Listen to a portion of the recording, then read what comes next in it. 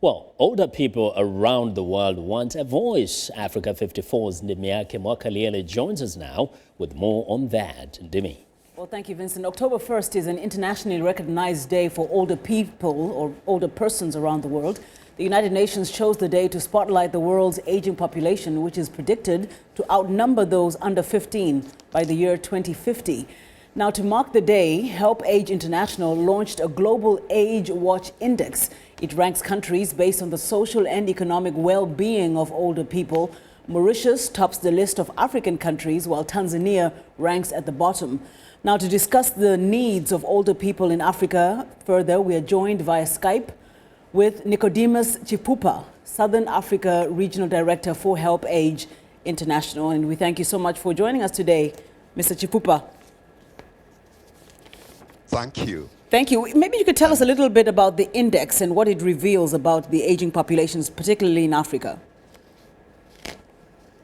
The index compares countries using data from comparable sources, including the World Bank, looking at the indicators securing income, health status, employment and education, and enabling environment.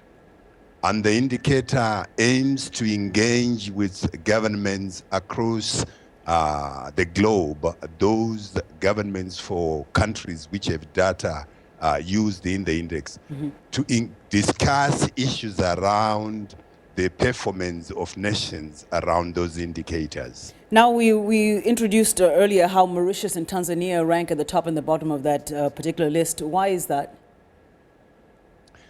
It's because of how each country has performed around the four indicators as I'm talking. For example, Mauritius, around the secure incomes, has been implementing a universal pension towards the needs of older persons since 1964. And Tanzania?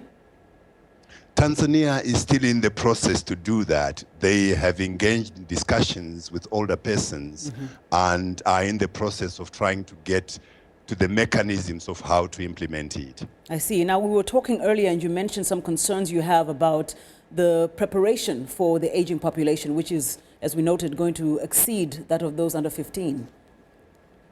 Yes, we have concerns as Help Age International, primarily concerns to do with current existing policies, national development programs and policies, including the poverty reduction strategies. Those plans merely talk about older persons in passing and do not detail what exactly governments would be doing towards responding to the needs of older persons.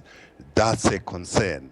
Most nations also focus on the youth bulge at the moment, those young ones in the region of 35 years and below, and not foreseeing that within 20 to 30 years, 20% of such people will be 60 and over, therefore having to consider plans and initiatives in place at this very moment in time.